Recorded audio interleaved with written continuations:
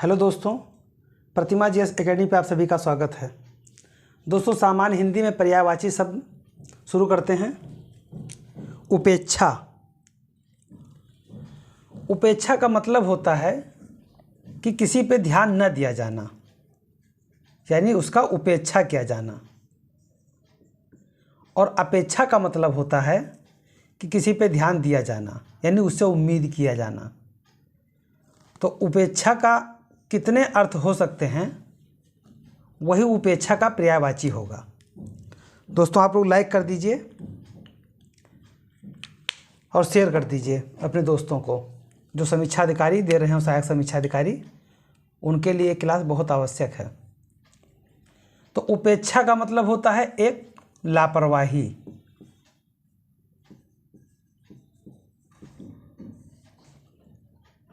दूसरा उपेक्षा का मतलब होता है विरक्ति।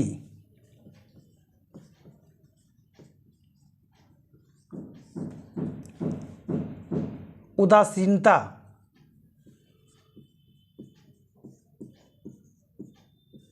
उदासीनता का मतलब होता है कि चुपचाप रहना, न्यूट्रल रहना, तटस्थ रहना, कोई काम ना करना। अनासक्ति।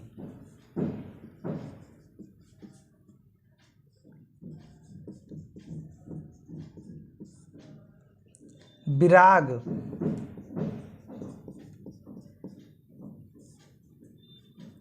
तिरस्कार।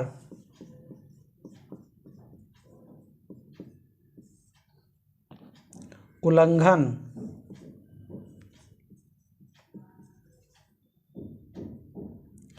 उल्लंघन। अवज्ञा। अवहेलना।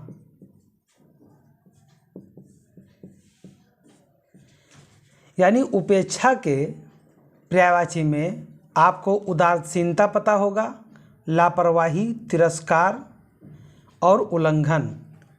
लेकिन इसमें विरक्ति आपको ध्यान रखना है, अनासक्ति, विराग, अवज्ञा। ये जो चार सिनोनिम्स हैं, यानी चार पर्यायवाची हैं। इन चार पर्यायवाची को शायद आपने उपेक्षा के बारे में न सोचा हो, लेकिन उपेक्षा के पर्यायवाची में विरक्ति, उदासीनता, लापरवाही, तिरस्कार, अनासक्ति, विराग, उल्लंघन, अवज्ञा, अवहेलना, ये आपके उपेक्षा के पर्यायवाची हैं। वहीं उलझन का पर्यायवाची।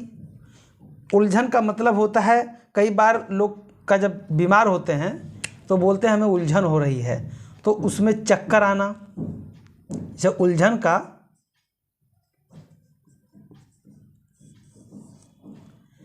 एक तरफ है चक्कर आना, तो स्वास्थ्य से संबंधित हो गया। और एक हो गया अनिश्चय। अगर किसी कार्य के लिए आप कुछ विचार कर रहे हैं, लेकिन आपके अंदर उलझन आ गया हो, क्या करें क्या ना करें, यानी निश्चितता ना हो, अनिश्चय हो, जिसका कोई निश्चय नहीं हो पा रहा हो, उसे उलझन का पर्यायवाची के रूप में समझते हैं। संभ्रम। संभ्रम मतलब ऐसी भ्रम की स्थिति हो, उसे संभ्रम कहते हैं। असमंजस।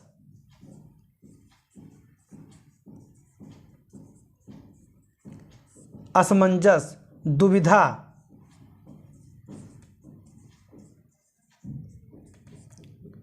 धर्म संकट। कई बार कहते हैं कि आपने तो ऐसा बात बोल करके हमें धर्म संकट में डाल दिया है। धर्म संकट। तो ये उलझन के पर्यायवाची हैं, यानी इसमें आपको धर्म संकट और संभ्रम पे ज़्यादा फोकस करना है। बाकी अनिश्चय, असमंजस, दुविधा, चक्कर, ये आपको पहले से पता होंगे। तो उलझन के पर्यायवाची में चक्कर, अनिश्चय, संभ्रम, असमंजस, दुविधा और धर्म संकट आता है। अब अगला पर्यायवाची है उदास।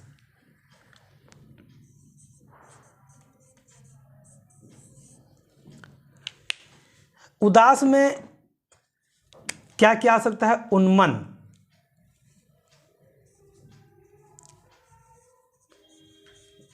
उन्मन मतलब गैर मन का, जिसमें कोई मन ना हो, गैर मन से किया जाए। उन्मन, अप्रसन्न मतलब खुशी चेहरे पे है ये नहीं,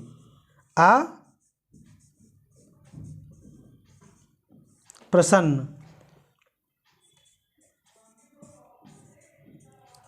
विषण, खिन्न, चिंताकुल,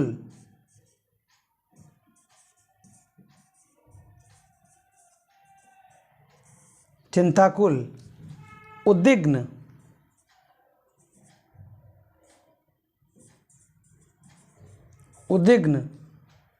अन्मनस्क,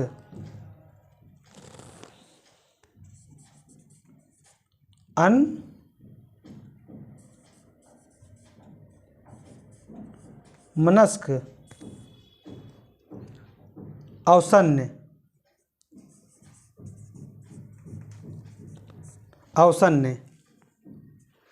तो इसमें से जो उदासता है, इसमें आपको अप्रसन्न, खिन्न, चिंताकुल तो आपको पहले से पता है, लेकिन आपको क्या क्या याद करना है इसमें? विषण। उदासता का पर्यायवाची विषण है, उदासता का पर्यायवाची उद्विग्न है, उदासता का पर्यायवाची अन्मनस्क है, उदास का पर्यायवाची औसन्य है। यानी विषण, उन्मन्य, उद्विग्न, अन्मनस्क, औसन्य, ये आपने पहले नहीं सुना होगा। लेकिन अप्रसन्न, खिन्न, चिंताकुल, ये सब आप सामान्य बातचीतों में कभी कभी इसका प्रयोग कर लेते हैं। तो इसलिए उदास का पर्यायवाची, उपेक्षा का पर्यायवाची, उलझन का पर्यायवाची आपके हो गए। अब हम आते हैं उदाहरण। तो यहाँ पे आप याद रखिएगा कि उपेक्षा का याद कैसे करना है। तो आप विरक्ति, इसमें उपेक्षा में विरक्ति, अनासक्ति, विराग, यानी ये जो अवज्ञा, इतने आपको याद करने हैं। बाकी आप लापरवाही, उदासीनता, तिरस्कार, उल्लंघन, अवहेलना, ये सामान्य बातचीत में इसका प्रयोग होता है। पर्यायवाची पूछे जाते हैं, आसान भी पूछा जा सकता है, लेकिन कठिन वही पर्यायवाची पूछेंगे जो आपके बोलचाल के भाषा में प्रयोग नहीं होता होगा। और जब कभी पर्यायवाची पढ़नी चाहिए तो जो बोलचाल की भाषा में ना हो और फिर भी पर्यायवाची हो, तो उस पर ज़्यादा ध्यान देना चाहिए। तो उपेक्षा के पर्यायवाची में लापरवाही, विरक्ति, उदासीनता, अनासक्ति, विराग, तिरस्कार, उल्लंघन, अवज्ञा, अवहेलना होगा। वहीं उलझन में संभ्रम, धर्म संकट आपको विशेष करके ध्यान रखना है। उसके बाद में अनिश्चय, असमंजस, दुविधा और चक्कर, ये आपको देखना है। उदास में उन्मन, विषण, उद्विग्न, अन्मनस्क, औसन्य आपको ध्यान रखना है। अब आते हैं हम उदाहरण में।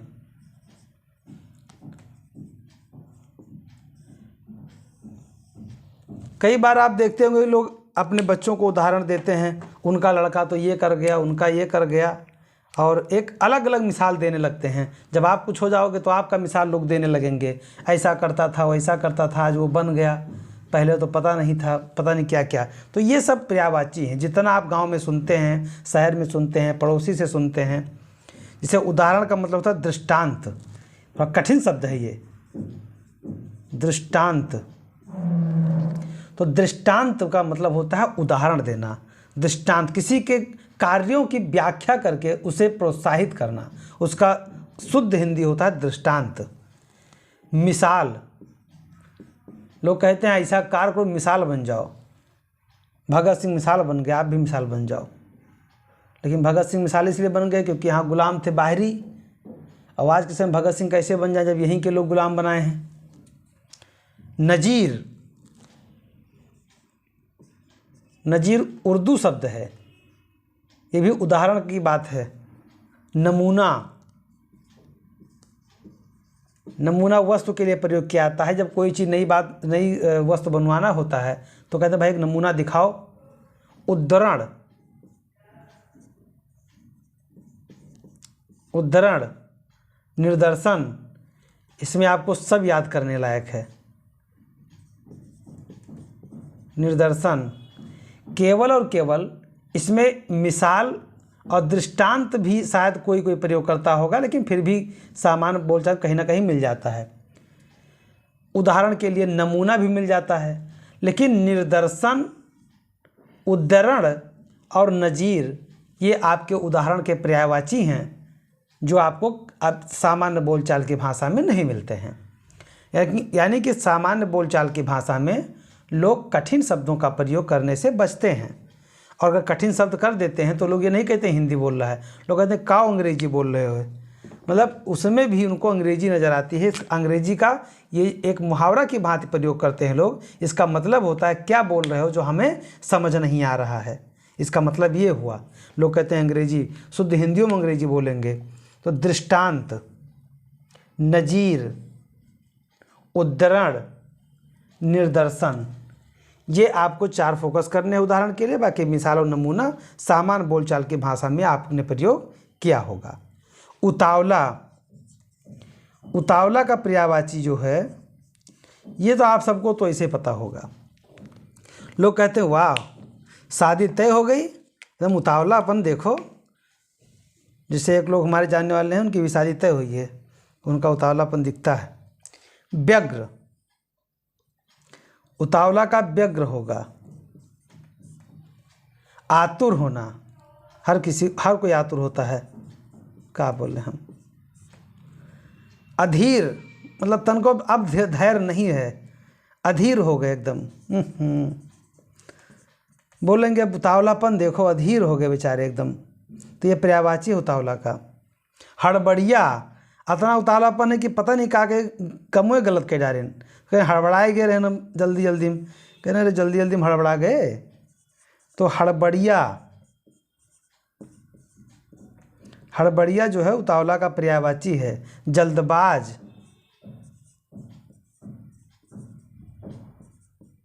जल्दबाज। उद्धत, ये आपका नया है, उद्धत। आकुल,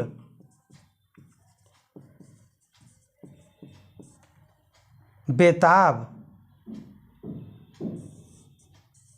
बड़े बेताब हैं वो, उतावलापन इतना हावी है, बेताब हो गए। विकल हैं एकदम से, विकल, यानी कि उतावलापन में व्यग्र और उद्यत आपके नए शब्द हैं। बाकी शब्द नए नहीं हैं, लेकिन सामान्य बोलचाल की भाषा में इनका प्रयोग नहीं होता है। तो उतावला का पर्यायवाची होगा व्यग्र, आतुर, अधीर, हड़बड़िया, जल्दबाज, उद्धत, आकुल, बेताब, विकल। यानी उतावलापन में, उतावला का पर्यायवाची में आपको उद्धत और व्यग्र याद करना है, बाकी अपने आप याद हो जाएंगे। अब एक पर्यायवाची है उपमा। तो उपमा का मतलब होता है किसी के साथ तुलना करना। जैसे सादृश्य, सादृश्य शब्द जो है कि उसके जैसा। जैसे उपमा में मलिक मोहम्मद जायसी ने पद्मावती में उपमा के रूप में, उपमा के अलंकार के रूप में ही उनकी पूरी किताब लिखी है कि उसके बाल खोल दे तो अंधेरा छा जाए, लगता है काले घने बादल छा गए हों। मतलब कवि ने कैसा कवित्व का आधार दिया है। तो उपमा का जो पर्यायवाची है सादृश्य होगा, मिलान होगा, समानता होगा और तुलना होगा। यानी कि इसमें आपको सादृश्य पे ध्यान देना है, बाकी मिलान, समानता और तुलना सामान्य बोलचाल की भाषा में प्रयोग होते रहते हैं। उद्देश्य, उद्देश्य का पर्यायवाची है प्रयोजन। उद्देश्य का मतलब होता है प्रयोजन क्या है। तो उद्देश्य का पर्यायवाची है प्रयोजन। लक्ष्य, लक्ष्य क्या है? किसी कार्य करने का ध्येय क्या है, उसे उद्देश्य कहा जाता है, ध्येय।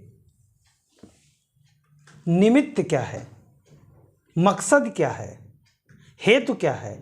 यानी उद्देश्य के पर्यायवाची में प्रयोजन, लक्ष्य, ध्येय। आपको निमित्त याद करना है। निमित्त सामान्य बोलचाल भाषा में नहीं मिलता है, जबकि आपको प्रयोजन मिल जाएगा, लक्ष्य मिल जाएगा, ध्येय मिल जाएगा और मकसद मिल जाएगा, लेकिन निमित्त नहीं मिलता है। तो निमित्त, मकसद और हेतु ये आपके उद्देश्य के पर्यायवाची हैं।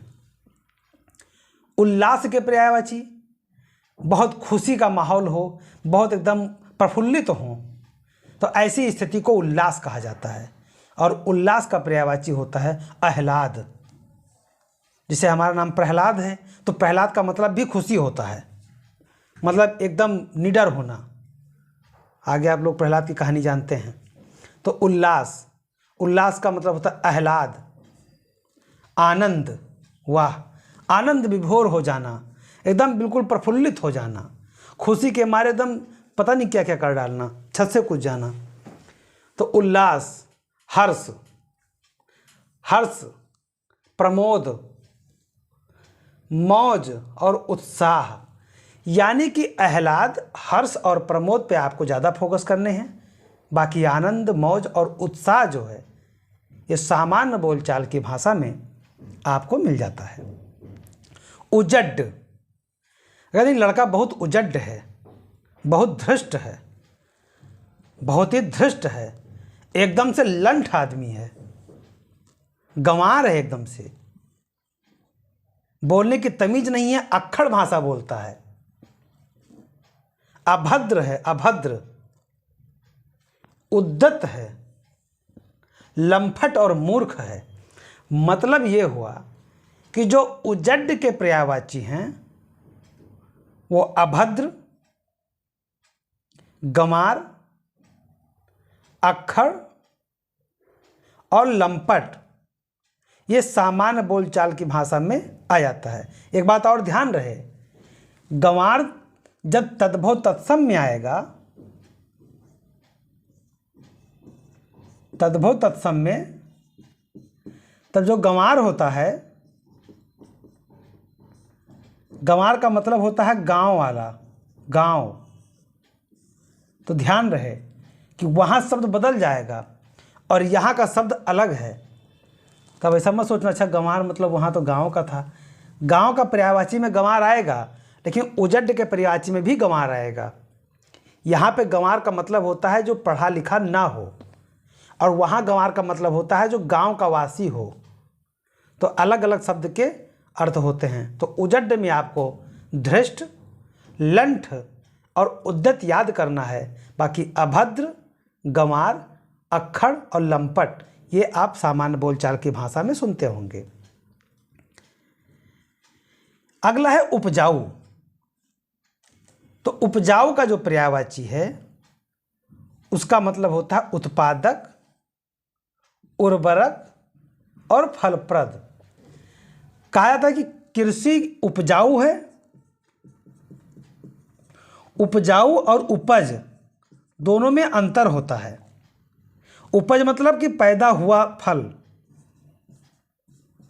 पैदा हुआ फल, और उपजाऊ मतलब पैदा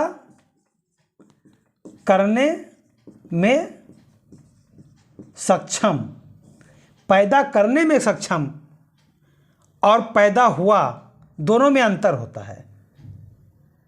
जैसे कुछ औरतें होती हैं, इनके लिए एक शब्द इस्तेमाल होता है बांझ। तो बांझ का मतलब ये हुआ कि ये बच्चे को जन्म नहीं दे सकती हैं, जन्म नहीं दे सकती हैं, यानी बच्चे को जन्म देने में सक्षम न होना। और एक होता है संतानहीन, संतानहीन जिसके बच्चे ना हों, दोनों में अंतर होता है। ये कभी बच्चे पैदा नहीं कर सकती, ये ऐसा नहीं कि नहीं करेंगी, अभी इनके पास नहीं है, तो ऐसे उपजाऊ है, उपजाऊ का मतलब हुआ कि ये पैदा करने में सक्षम है, अनाज पैदा करने में सक्षम है। और उपज का मतलब हुआ अनाज पैदा किया गया। तो उपज का पर्यायवाची होगा उत्पादक, उर्वरक, फलप्रद। और वहीं उपज का पर्यायवाची होगा फसल, पैदावार, कृषि फल। तो इसलिए दोनों में अंतर आपको पता होना चाहिए। कई बार हो सकता है कि एग्जाम में पूछे और इनमें से मिला के दे दे, तो यहाँ समझने की कोशिश कीजिएगा। अगला पर्यायवाची है उथल पुथल। उथल पुथल के पर्यायवाची में है रद्दो बदल। हेरा फेरी तो आपने मूवी भी देखा होगा, तो हेरा फेरी उथल पुथल का सीधा पर्यायवाची आपको दिख रहा है। विप्लव, लोग कहते हैं कि बताओ एक ऐसा कोई विप्लव आया, एक ऐसा अकाल पड़ा कि जो है पूरा सब उथल पुथल हो गया, विप्लव आ गया। इनकलाब आ गया, इसे तो कोई उपद्रवी नहीं बोलता है, कोई आंदोलनकारी इसका प्रयोग करता है, लेकिन इनकलाब भी होता है। हेरा फेरी और हेर फेर दोनों एक ही बात है। बदलाव, परिवर्तन, ये सब उथल पुथल के पर्यायवाची हैं। लेकिन रद्दो बदल और इनकलाब ये एक नए शब्द हैं जो उथल पुथल के रूप में सामान्य बोलचाल की भाषा में प्रयोग नहीं होता है, इसलिए आपको जानने की आवश्यकता है। अगला पर्यायवाची है उपकार। उपकार का मतलब होता है किसी का भलाई करना। हित साधक, उपकार का मतलब होता है हित साधक, भलाई, नेकी, कल्याण, परोपकार, अच्छाई, हित और उद्धार। यानी हित साधक और उद्धार आपको याद करना है, बाकी भलाई, नेकी, कल्याण, परोपकार, अच्छाई और हित ये सब उपकार के पर्यायवाची हैं। तो दोस्तों, मैं अपने क्लास को यहीं पे समाप्त करता हूं और आप लोगों से निवेदन करता हूं कि समीक्षा अधिकारी और सहायक समीक्षा अधिकारी के लिए जो लोग भी फॉर्म भरने के लिए तैयार हों, आने वाले फॉर्म में जो लोग अप्लाई करने वाले हों, वो सब लोग इस क्लास को पढ़ें और ज़्यादा से ज़्यादा लोगों को शेयर करें और समर्थन करें। धन्यवाद। जय हिंद, जय भारत।